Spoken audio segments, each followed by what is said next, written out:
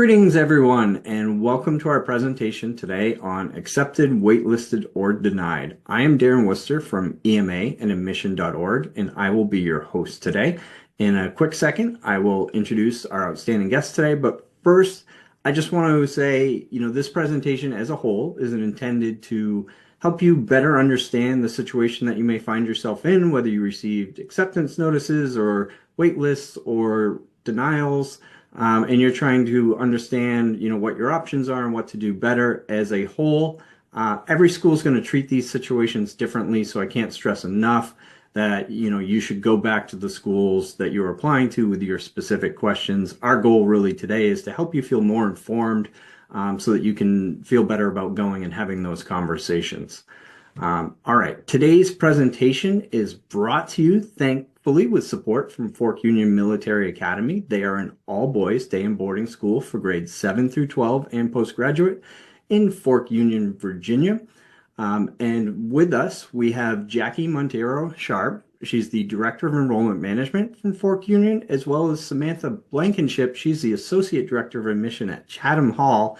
They are a 9 through 12 boarding school for girls in Chatham, Virginia. Jackie, Samantha, thank you very much for joining us today. Yeah, thanks so much for having us, Darren. I'm so glad, Samantha, that you were able to join us today as well. Thanks for having me. Excellent. So let's start this conversation, what I like to think of as the beginning. We got some questions, people understanding, in general, how long do they have to make admissions decisions and, when are those decisions due typically? Yeah, so I do also want to echo you, Darren. Every school is going to be very different, and depending on where you are in the world, that's also going to be very different. But as I'm sure the majority of your families know, traditionally, what is most common is acceptances will go out March 10th. And you generally usually have a month, so usually April 10th to make your final decision for your child. Um, Again, also very situational. Some schools do rolling admissions. Some schools will wait to send out acceptances until a little bit later on in the season, but that is the most traditional timeline. Excellent. Thank you. Yeah, I know some of our markets, I think Mhm. Atlanta is a little bit behind, so you may have a little more time or just be receiving notifications in some places. If we have any Canadian folks, usually they're well ahead. Yeah. So Yeah. there is some fluctuation there. Uh, the vast majority of questions we got, though this presentation is talking about Yeah. accepted, waitlisted, and denied scenarios, are about the waitlist, not surprisingly. What is the waitlist? Yeah, I definitely want to say if your child has been placed on the wait list for a school, good job. That was not necessarily a full out denial. There is something that school saw in your child that still sparked their interest and they are still considering them. So first of all, congratulations. Generally, schools use waitlist or wait pool interchangeably. And that is due to a variety of different factors. I'm sure Sam can chime in, but for schools, re-enrollment will come before sending out admission decisions. So what schools generally tend to do is everyone who's eligible to re-enroll, we will send out those usually in late winter. Again, every school will be a little bit different. And then based on for us boys who have re-enrolled, we as the admission office will know how many new students we will need for that upcoming fall. So that's how we do our basic math.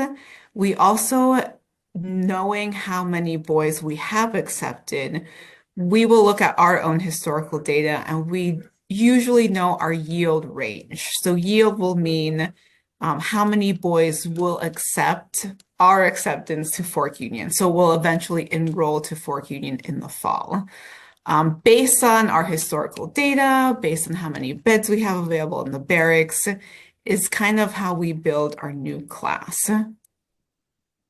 Yeah, that's a really important distinction. I think from the family perspective, you often see that you're on your wait list, and there's the expectation that maybe a family that was accepted that says, no thanks, that you would then, possibly get that offer. And uh, unfortunately, how this works is that schools factor for that percentage of people who are Mhm. going to say no thanks, and they offer more enrollment offers than they actually have spaces to offer. So the wait list comes into play typically after that. If they've, their math on that is an average, and sometimes there's a little bit more, a little bit less, and that's where the wait list comes into play, or later in the process, as you get closer to starting school. We can dig into that more, but you also mentioned wait list or wait pool, and there is some subtle differences between the two. Can you describe that, or maybe Samantha, you want to jump in on that one? Yeah, I'll jump in on this one. So, a wait list, the way that you might think with a college or things like that, you're imagining that there's a list of kids on the list, and that for each student who says no to an offer of admission from a school, that you are getting moved up that list, like a wait list at a restaurant or something like that. With boarding schools, for most, it works a little bit differently, where all the students who are in that wait list or wait pool are students who we consider admissible students who would in all likelihood succeed and contribute a lot at the school. We make these choices based on a lot of things, the competitiveness of that applicant pool. So as students say yes and no, maybe if more students than we expect choose a different school than us, we would begin to contact families on that wait list. And keeping in close touch with those families, or those families keeping in close touch with the school, is pretty important so that we know where you stand. And if any of your family circumstances have changed or academic circumstances have changed, that may move your place around in that wait pool. Excellent, thank you. Are either of them typically ranked? Yeah, again, it is going to be different for each school. Generally, it will depend on what grade that boy has applied to. And we, for example, might rank if it's a potential new junior or a potential new sophomore. We might have more flexibility for our younger classes. But every school is different. Some schools will rank all of the kids that they put on their wait list, and some schools will not. It's just a wait pool. And rankings can come into play too with we have goals for each of our grade for having an ideal amount of financial aid that is dispersed to that grade, an ideal amount of boarding students versus day students, international students versus American students. So your space on that list may differ based on what types of students are accepting the offers of admissions that are extended to them by that school.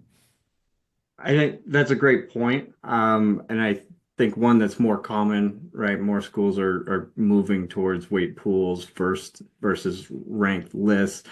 And it unfortunately is a frustrating part for families because it just gives more obscurity to, where they are in the process. But as I understand it, it sounds like what you're saying is a lot of times it's almost luck of the draw, where if your kid's a tuba player and the school has an opening for a saxophonist, that doesn't necessarily work out for you, but you never really know what they need. So there's always the possibility that, an enrollment offer could be coming, which um, is very flattering. Like you said, it's an admission that the student would be a good fit for the school, and simultaneously, understandably frustrating, because you just, you need to make a decision one way or the other.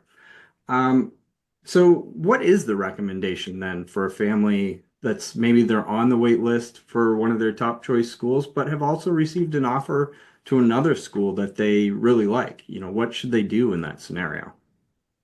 Yeah, I definitely think it's that's a good time to have a family conversation, to sit down, weigh out the options. I'm sure with admission decisions, most schools also will send out their financial aid decisions. And lots of things to consider. Finances, location, type of school, how big the school is. For example, Chatham Hall is much smaller than Fort Union. It is an all-girls school, but they have about 150 girls, Sam, versus we're a bigger school, we have about 320 boys. So that would be a good time to, if you're juggling all these different offers, all these different possibilities for your child, have a family conversation and see what go back to those visits, those conversations you had with admission officers, and think about at this time what would be the best fit for your child. Teddy at Blair Academy always says clear is kind. So that's always a time to, again, sit down, weigh out those options, and see, again, what would be the best choice for your child in this moment. If you are put on a wait list at a school and you still are very interested, I do recommend that the child or parents reach out to that school and express that interest. Hey, we received your waitlist decision. Thank you so much. We are interested. This is what so and so has been doing these past few months at school. I do think that is a nice gesture so that we as schools know that you are still interested. That's a great point. The letter of interest, and a lot of people did ask, what is fair play in terms of reaching out to the school to ask questions, in terms of, are we in a ranked list? Can you let me know where so I have a good idea? Are those fair questions to ask, or are they a put off for the school? Yeah, I do think, again, sending a letter, email, phone call, having a conversation, saying that you are still interested is very appropriate. I do think families should consider how often they're reaching out to a school, because we're reading hundreds of applications for maybe only a few spots. So I do think that first initial, again, we are still interested, letter of demonstration is totally fine. And then I would ask the school, what is your expected timeline? Do you think we would be off the wait list perhaps during the summer? And see if that works with your timeline as a family. So yes, I do think it's appropriate for a family to say that they are still interested. You had mentioned before, financial aid, and obviously that factors in heavily for a lot of folks' decisions. If they're waiting on the wait list for a decision, and they, are relying on a financial aid offer, would they still get financial aid if they come off the wait list, or is at that point financial aid allocations mostly spoken for? Yeah, generally, I would say for the majority of schools, your financial aid budget has already been allocated. Unfortunately, there are very few schools that can always fully meet demonstrated need in terms of financial aid. Um, I'm sure schools, we all wish we could meet 100% demonstrated need, but it's just not possible. Running a school and its operations is an investment that we make for our boys here at Fort Union. If you are pulled off the wait list, you would really need to contact that director of financial aid and again, set realistic expectations. If my son were pulled off the wait list, would you still be able to apply for financial aid? And again, families really should think about the school cycle as well. Most of our first financial aid is going to go to our re-enrolled students, and then our second chunk of financial aid is going to go to our new students. And again, that usually is all allocated once we send out those initial acceptances. One really good question here. The letter of interest that we were talking about, should that come from the student or the parent? Yeah, that's a great question. I personally always appreciate both. If a boy, especially for us at the academy, is applying to ninth grade or above, I do like to see a letter from the child. Younger boys, we do accept seventh graders and eighth graders. I am okay with having a letter from the parent, but I do think having a letter from both parties is a really nice gesture. Definitely. Getting those letters is always really informative, especially for when we're looking at that weight pool. A letter from the student saying why they're so excited about coming to Chatham Hall really helps too. Every now and then they might say something like, I'm really excited to come to Chatham Hall because I want to board my horse there. And that would really inform the conversation if we were to pull that student off the wait list. Like, hi, we would love to have you with us. You wouldn't be, we don't have space for you to board your horse this year. Things like that, like different, little personal things really help. Hearing from students that they're interested, and also hearing from parents that they remain interested and that their conversations with other schools that they are either admitted to or are on the wait list for aren't letting them know that their first choice is a different school. That line of communication really helps the wait list move along. Being in touch with schools when you accept an offer from another school really helps us to file through those kids who are in the wait list.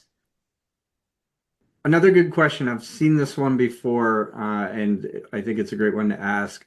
So, if a student applied, say, for boarding and they're on the wait list, if they were to come back and say, we would take a day position too, does that help their chances? Yeah, it potentially could. Um, it's definitely always worth having that conversation. I will also say mentioning or also might maybe having the option of reclassing your child could also perhaps influence that decision as well. Because as Sam mentioned or has mentioned before, we have different goals for different types of students, whether you're an international student, American student, day student, boarding student, and of course, what grade you would be going into. So it could potentially, but of course, you would need to have a conversation with that admission office. I have a couple follow-ups on that. I think Yeah.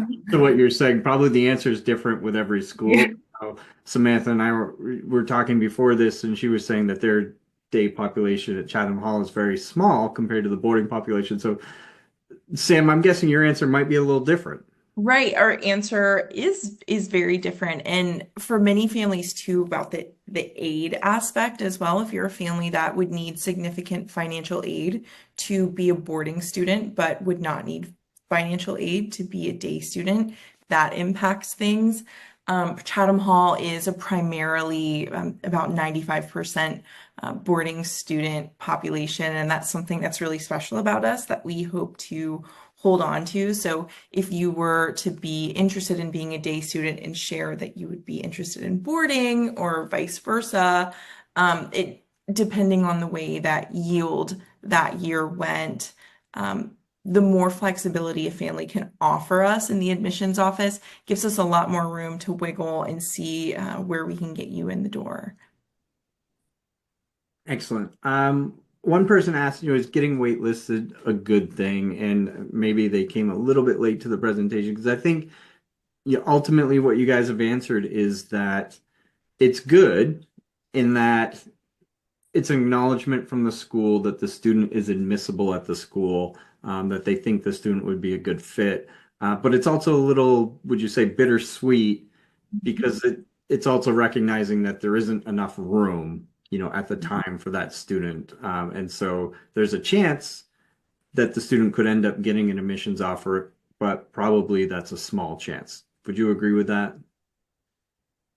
I would agree with that. I think it's a sign that you're an admissible student. You have a lot of great qualities that you would bring to an independent school, and that the way things are at that school that you received a waitlist notification from at that time is that there is not a place for you there. But I think it should really be an encouragement to keep looking and to find the school that would be the right fit for you so that you can offer all the things that you would offer as a student to that community. And I think maybe another way that helps frame this, the next question is what's the size of the wait list? And I'm sure that's another one that varies from school to school based on, student body size, etc. But if I could add to the question, I think maybe to give it a little bit bigger perspective, but what would a typical wait list size be per amount of students that get offered enrollment offers from the wait list? Yeah, for us at the academy, we do it by grade. So we, the admission committee will read an application for a seventh grader very differently than an application for maybe a new junior or even a new senior potentially. Um, we it's hard to recreate those committee meetings and conversations, and it's definitely at the school's discretion as to why a child was placed on the wait list. So for us, I would say it's by grade, and that one grade could be a longer list than another grade. Another common question, we got this a lot, and I'm seeing it come in various forms across the live Q&A as well.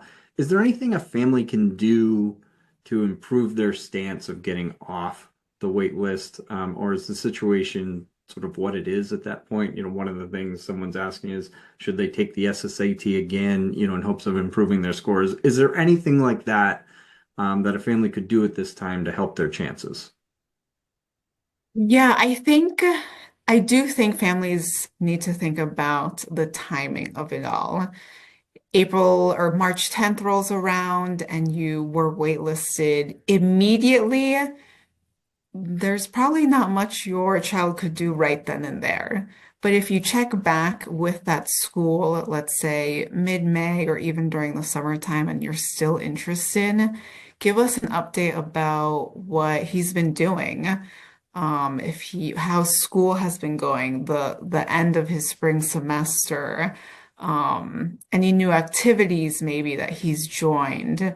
Maybe he did retake the SSAT, send us those new scores. So I do think, again, the timing will be important. Immediately right after March 10th, it is what it is at that time. But as time goes on and maybe his grades have improved or his SAT score has improved, or he's getting involved again in new activities, give us an update on that and we can see what we can do. We had the question about, is the wait list good, that sort of thing. Obviously, this can be a challenging thing to talk to your students about, or to make them feel good about it. One of the questions we got that I always love is, how can parents have the conversation and make it positive, when speaking to their child? Yeah, it's definitely going to not be the most joyful conversation you're going to have with your child, but a big part of parenting and partnering with a boarding school is having those tough conversations. Again, as Sam has said, this is a good thing. This school saw that you were admissible. This school saw something that did excite them. However, for a multitude of reasons, they were just not able to offer an acceptance at this time. So if you are a family who had applied to other schools, have that conversation of what do you want to revisit maybe your second and third choice again and see if those are going to move up your list. Do you want to wait and see if maybe you'll come off the wait list and be realistic about those expectations too. So I would say as a parent, just manage your child's expectations and be realistic with them and upfront. And I think framing it as a redirection too is also something that's nice. Not every door that's closed is a sign of failure. It could be a sign that the right path for you is in a different direction. And taking a hard look and revisiting the yeses that you got the admittances that you received from different schools is important because those are schools that have, through their offer and likely through any financial aid or scholarship offers that they extended you, indicated that they really would love to have your student with them. Excellent. Thank you. I think too, part of the conversation too is, if students are talking with their friends and, the hard thing for them could be, letting them know that they can, be supportive and, excited for their friends who did receive offers, that they don't necessarily have to share, the information about their circumstance if they're not comfortable with sharing it yet. But ultimately just, helping them feel good that you're going to find a situation that's going to work out. So at that, we do have a lot of questions and discussion to have about what to do in various situations and what can come next. We will get to that in a moment, but we're about halfway through our presentation. And Jackie, I know you have a few slides about Fork Union, so I would love to learn a little bit more about your school, and then we will jump right back into the Q&A. Yeah, awesome. Let me go ahead and share my screen with everyone. So again, I'm Jackie Montero Sharp. I'm the Director of Enrollment Management at Fork Union, and thank you to EMA for hosting this really informative webinar that families need to learn more about. But quickly, a little bit about Fork Union. We are an all-boys military academy, 7th through 12th grade. We are located in Fork Union, Virginia, which is pretty much right smack dab central Virginia. My friend Samantha Blankenship, who's the Associate Director of Admission at Chatham Hall, is an all-girls school, and they're in Southwest Virginia. So so not quite Central Virginia, but we are in a great location. We're pretty much right in between Charlottesville and Richmond, Virginia.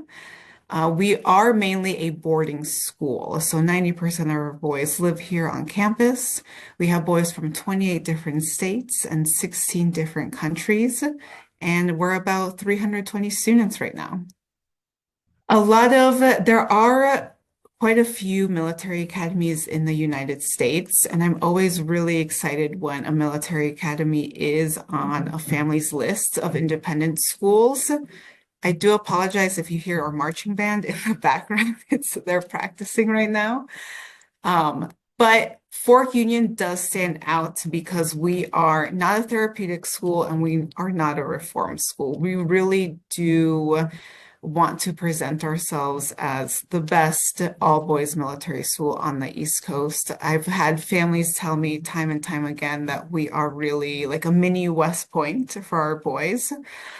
So obviously being a military academy is going to make us very different, but we are an all-boys school. We have a very strict technology policy here at the academy. No, our boys are not permitted to have their cell phones with them at Fork Union. Another thing that is very different is the way we do our academics here at the academy. Instead of having a traditional fall and spring semester, we actually have 5 different terms. Each term is about 7 weeks long, and during those 7 weeks, a boy is going to take 1 class. So we call this the one subject plan. So again, instead of a boy having maybe a block schedule or a schedule where they're going to take 4 classes on Monday and Tuesdays and then rotate and then maybe take different classes the rest of the week, our boys just have 1 class for 7 weeks, 1 teacher, 1 group of boys. A lot of folks sometimes might hear the word 1 and think it's remedial or slower pace, but we are a traditional college preparatory school. If anything, doing a whole year curriculum of an AP class or an honors class is going to be quite fast paced during those 7 weeks. So again, we are not a remedial school. We are a true college prep school.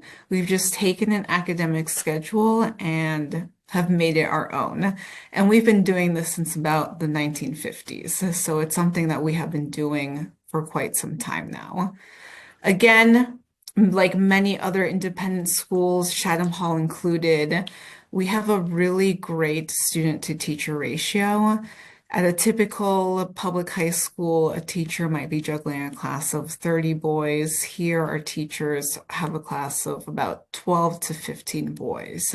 One of my favorite things about the one subject plan at Fork Union is that teacher and student relationship that forms. Like most independent schools, a lot of our teachers are going to be coaches or advisors. So they're going to see your child in many different facets of their life, but also specifically at Fork Union, that teacher, since he or she is going to be with them every day from 9 a.m. to 2 p.m., is going to really get to know your son as an academic learner, see where his strengths are, see where his weaknesses are, and form that relationship. Being an all-boys school, we have lots of activities, anything from scuba club, fishing club, we have a mentorship club, community service is quite popular at Fork Union. Something that has recently really taken off is our marching band. A third of our Corps of Cadets are in our marching band, and they have been traveling this year alone to Disney World. They went to Army Navy in California for a competition. So that also is a really popular activity that has taken off. A lot of folks hear Fork Union and they immediately think of the NFL. Right now, we have four graduates of Fork Union who are active NFL coaches. We have 9 boys who have graduated from Fork Union and are actively playing in the NFL, but we have sent or have helped guide boys towards NFL, probably over 100 of them. But in addition to that, we do have many, many other sports that we want our boys to, if they've never have formally played a sport or it's a new sport that they want to try, we are also a great school for that as well. We have the 3 traditional sport terms, so it's fall, winter, spring. We do offer swimming year-round and we do offer soccer year-round as well. But it is important that our boys are active and learning everything that comes with playing a sport. Again, Fork Union is in Central Virginia, a very safe location. We have boys from all over the world. We do offer airport pickup, transportation, off-campus activities, and it is a really great place for your son to grow up in a very distraction-free environment. This is just a bird's eye view of our campus, but as you can see, like most other independent schools, just like Chatham Hall, beautiful, safe haven for your son to learn and grow up in. And again, just our location. My colleague from Chatham Hall, Sam, is a little bit further south and west from us. But we are just right smack dab in Central Virginia. And if you have any questions, I encourage you to go to our website, forkunion.com. We're always looking for mission appropriate boys. Again, we're 7th through 12th grade. And we do offer 3 postgraduate athletic programs. One is going to be football, second one is going to be basketball, and the third one is going to be lacrosse. And of course, we offer your more traditional academic postgraduate program as well. Thanks so much. All right. Thank you, Jackie. One question we did get specific to military schools, so I thought this would be a good time to ask, for a family that is looking at military schools, what's something that they should be looking out for, in these schools? Yeah, that's a great question. Just like independent schools, we all fall under this umbrella of being a military school, which is great for us, but also as a family, unfortunately, can be a little bit difficult to navigate. I do think it's important to decide if you want your child to go to a co-ed military academy or an all-boys military academy. Unfortunately, there are no all girls options for military academy for secondary school. So that's a really good first step. Do I want my child to go to a co-ed military academy or an all-boys military academy? And then once you've narrowed it down from there, I do think it is important to really take a good look at their program. We're a traditional college preparatory independent school. We are not a therapeutic school. We are not a quote unquote reform school. Our boys do need to have demonstrated interest in attending the academy.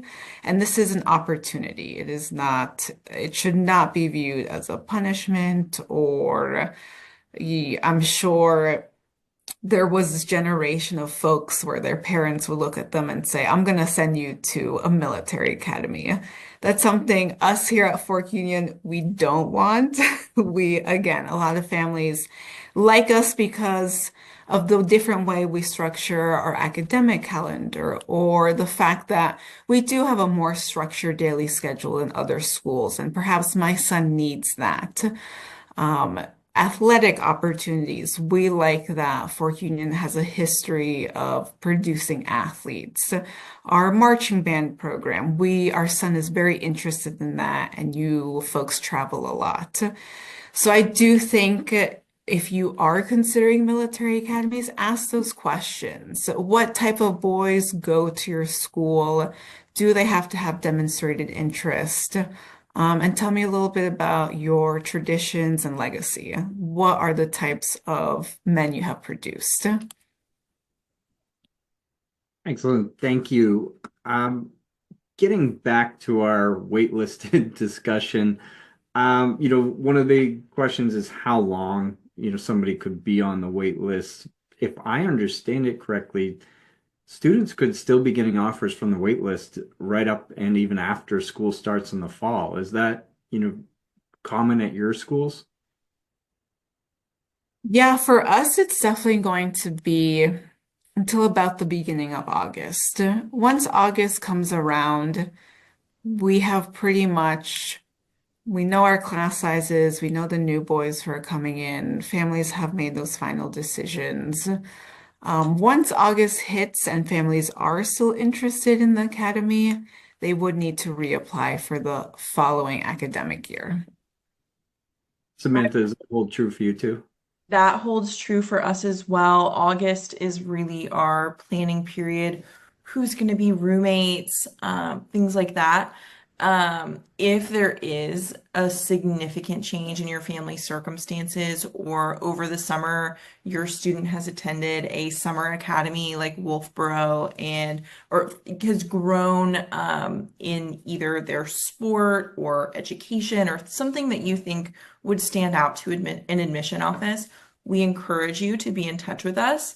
But applying or being in touch to inquire about even mid-year, a lot of schools do one semester students who are international who will stay for one semester. So they will have beds that will open up in January often. So that's another thing that you could consider inquiring about if you didn't want to wait until the following academic school year. So there's a lot of ways that you can ask that question. And when you speak with admissions counselors, there's also a lot of ways that they can be clear about what the odds of that happening look like for your student. I'm glad you came back to that, speaking to the school to get a better understanding of the chance or the opportunities they may have. As I kind of understand it, and obviously families are thinking, wow, this could go to August. We have to make a decision in April, with some of the other schools. Is it in a family's best interest to essentially approach it as they probably will not receive an offer from a waitlisted school and to take that quote unquote bird in hand um, and proceed with another school? Yeah, I definitely don't want to speak for all independent schools, but getting off the wait list is going to be tough, is the reality of the situation. It could happen, again, depending on all the factors we've discussed. It could happen maybe if it's a day student, or maybe if your son reclasses, or maybe we do need a few more boys in the seventh grade. So it could happen. Realistically, the odds of that happening are going to be slim, depending, because we've already decided, unfortunately, this boy has to be on the wait list again for a multitude of reasons. Um, it's not impossible to be moved off the wait list, but again, it's having those family conversations of this school said no, these schools said yes, this school said wait list. Let's come up with a plan of what is going to be the best fit for you, because we as your parents also, we need to make a plan for the rest of the year. So again, sitting down, having those conversations and planning ahead with the answers that you were given from the schools that you've applied to. Excellent. I wanted to follow up with you on reclassing, and I still want to ask Yeah. a question, but let me come back to that because there is, one other follow-up here in this discussion. So let's say a family proceeds as I've suggested here. They're waiting on a wait list, but they don't want to be left out, so they accept an admission offer from another school, and then it comes July and they receive an enrollment Yeah. from that school that they really were hoping to get an offer from. What are some of the implications of that? Yeah, it's going to be really important if you've already said yes to another school to read their enrollment agreement, or some schools call it their contract. The majority of schools, once you say yes, we want our child to enroll at your school, will require some sort of tuition deposit. Generally, that deposit is going to be non-refundable. Some schools it could be, but again, it's really important for you to read the fine print in those enrollment agreements. If you are able to pivot and go to that school that has removed you off the wait list, and you're able to do so without financial implications, great.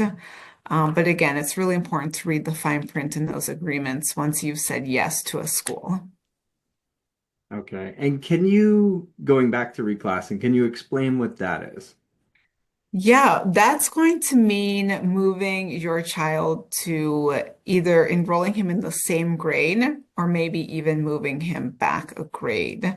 For us in independent schools, it is a little bit different than perhaps a public school. It doesn't necessarily mean it's for academic reasons. It could be for social emotional reasons. It could be oftentimes for athletic reasons. It could even be in the scenario. Maybe a school has come back to you and said, we have availability in the eighth grade. Would you maybe consider reclassing? So it's not necessarily a quote unquote a negative for independent schools. It could be for a multitude of different reasons. Would you agree with that, Sam? Definitely. I would really look at it as a gift to your child if it's something that you're able to do. It's the gift of time.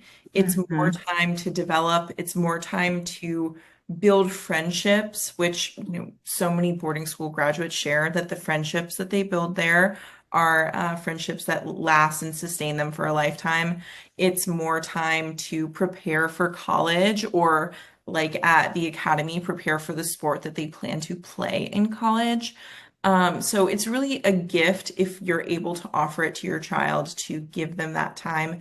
Very often, when an admissions officer is reaching out to ask about a family's willingness to pivot and think about a different grade, it's for a good reason.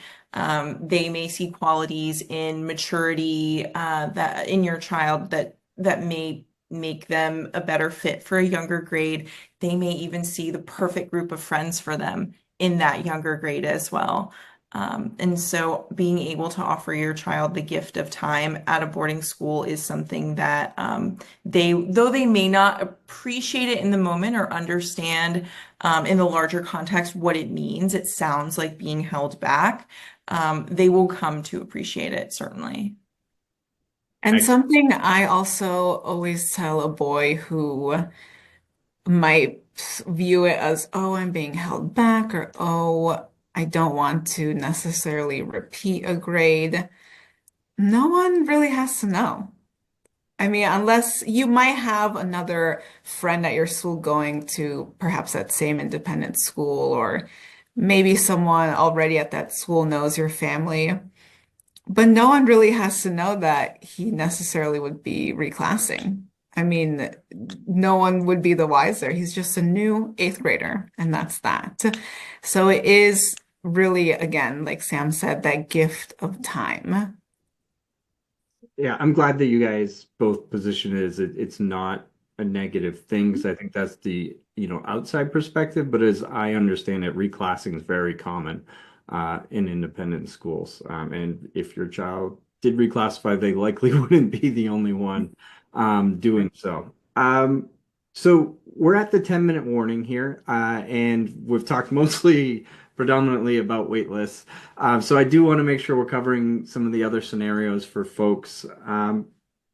If, as I said, if a family were waitlisted, to all the schools they applied, or were denied at the various schools that they applied, first of all, that's not uncommon either. So frustrating for sure, but you're not alone. What are their options at this stage? Yeah, I think if your child has been denied, that's okay. There are so many independent schools that are going to be a good fit for your child. They might not necessarily be in your ideal location, or maybe depending on what type of community you're from, the school that your child is supposed to go to. But I know in the Northeast, Sam and I are very far removed from that, what to us seems like very competitive environment. If you look at schools in the Mid-Atlantic region, even the South, even the West Coast, we do have great schools, great programs, a variety of different types of schools. And this could be a really good opportunity to say, hey, let's go look at some other schools who are still enrolling kids, who are still accepting applications. And again, this is a door closing is not, you haven't failed at anything. It's just not the right fit for you. So let's go check out other options. That's great advice. We're going to be doing a presentation next month on rolling admissions, but perhaps you can explain to folks now briefly what rolling admissions is and what they can look for, in schools that are still accepting applications. Yeah, rolling admissions is just going to mean that that particular school is able to send out acceptances really whenever the admission committee is able to meet. So for us here at the Academy, we do send out actually our first wave of acceptances in January. And then, of course, we do March 10th as well. But even now, we're still receiving applications, we're still reading them in committee, and we're still sending out acceptances. And we will do that until, right, I have a certain number of applications for my grades. Here we're very grade oriented at Fork Union. And we'll do that until I have the appropriate class size for each of my grades. So that just means rolling admissions. That school is able to continue to accept applications and send out decisions, not on a strict timeline. I would just add to, I think this, second application period, some schools refer Mhm. to it, or rolling admissions is becoming is much more common. There's a lot more schools that are doing it. As I was said to me by one admissions director, they know they're going to get a lot of great candidates in the summer, so some schools even save Yeah. spots to open up this second time. So there is some positivity and some hope for finding that right fit. And I do just want a quick plug. We will try to help as well. And pretty soon we're going to be sending emails to all the families who we have contact information on to let us know if you're still looking or not. And then we'll ask the schools if they still have openings. And if you go to our school search, there's a feature to search by schools that are still accepting applications. So those are the schools that have specifically said, yes, we're still enrolling students. We still want applications. And that list won't be very big right now, but over the next month, 2 months, it's going to grow quite a bit as schools get through this notification period and have a better sense for, the classes they're still filling and that sort of stuff. So look out for that. Um, for families who have received acceptance letters, and now maybe they're making a choice between different institutions, how important is it to go to those revisit days or second look days? Yeah, I would say for me, very important. We, for us as admission officers, it's really exciting to see who does come to a revisit day. And it is very encouraging for us to see that these folks are seriously considering our school, want to make sure that we are the right fit for them and that they're coming back to take that second look. For us, it's an exciting day, and I do strongly recommend if a school does offer a revisit day that you go. A great opportunity for you to really feel sure about your ultimate final decision for your child. And I think something that is important for parents to keep in mind is very often this is the first big decision that your student has ever made. And it's a pretty weighty one. It's where you're going to live, what community you're going to be a part of, what your next 4 or 5 years are going to look like, depending on the school, and what grade you're looking in. And I think it's vitally important to take another look and really empower your son or daughter to ask the questions that are weighing on them as they are, determining which school is the right fit for them. And an exciting thing that I think families forget as well is there's always a great group of girls or boys at that event who are already enrolled. So it's a really great way to see students who could be your child's potential roommate, friends. It's a really great way to connect students and for you to connect with other parents, even if you're already enrolled. So taking that time, yes, it's a lot of work to get your family on the road and do all that traveling. But making that time makes your child, your student feel very supported. And there's nothing better than making a decision knowing everything that you want to know. See if I can fit in two more questions here. Sure. We have a couple big ones left. So for families who are deciding not to accept an enrollment letter, how can they politely say no, thank you? And how important is it to politely say no, thank you? Yeah, I do think it is just the right thing to do so that we as admission officers know that we can take you off our list. Um, and we really appreciate it. We appreciate every family that has taken the time to apply to our school, come visit, go through the admission process. So I would recommend just a phone call, maybe an email. Thanks, no thanks. We wish you the best of luck is very much appreciated. Samantha, how do you see it on your end? I completely agree. It's always really nice to hear from a family, even though it's really bittersweet. It also makes us happy to know that a student has found a school that they feel is the best place for them, the best community for them.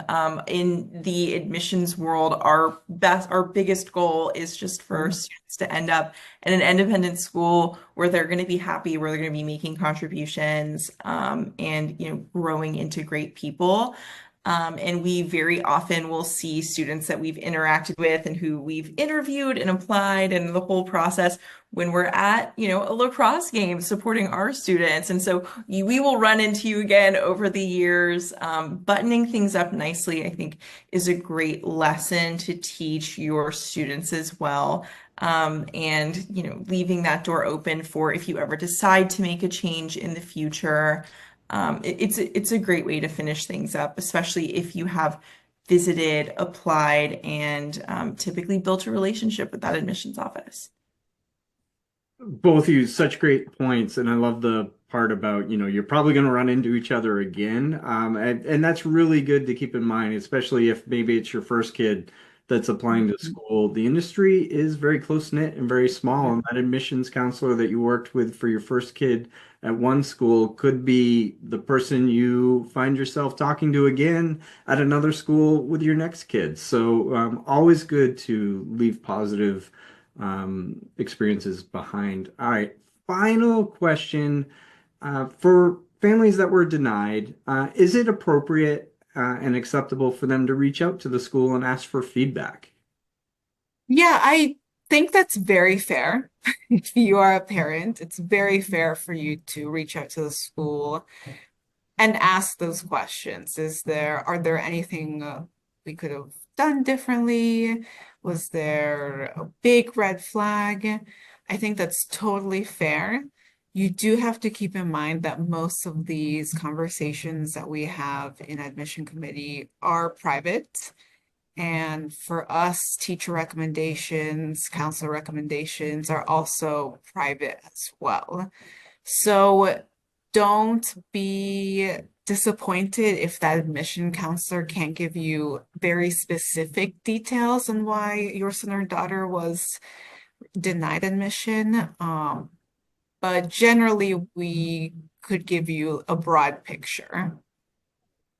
Excellent. And I would add on your behalf, Samantha and Jackie have wonderfully given their time for us today. But this is an extremely busy time for them and their team. So, that's a question that you will get answered, but it may take a little bit of time for a response. So, please be patient with that. And we spoke too about it being such a close-knit community. Oftentimes, if you've received a denial, it is because they've identified some reason why your student is not a fit for their school, but they know other schools really well as well. And they may be able to recommend, a place for you to go and look. Um, Samantha, Jackie, any last parting things or words of wisdom or advice you would like to give? It's definitely a big decision that you're going to make in your child's life. And we, as admission offices, admission counselors, we want to make sure that you are making the right choice for your child. So we will do everything in our power to help you navigate through that decision, through that process. And it's always my hope that if I do have to make that tough phone call where I'm denying a boy or I'm waitlisting a boy, I do hope that families also extend grace to us. I know in the moment it can be really tough, really difficult, but please keep in mind that we also want what is best for your child. Having your child who maybe isn't 100% mission appropriate come to our school, we know that. So you just have to trust that we know that maybe perhaps this isn't the right environment for your child. And just keep that in mind as we're having these tough conversations.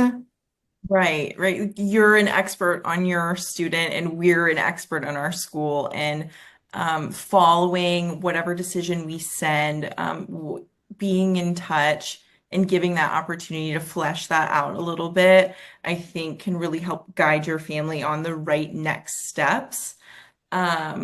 And I think it's a brave and bold and great thing to seek out an independent school where your child will be known for not just their best moment or their worst moment, but for who they are and a place to grow into themselves.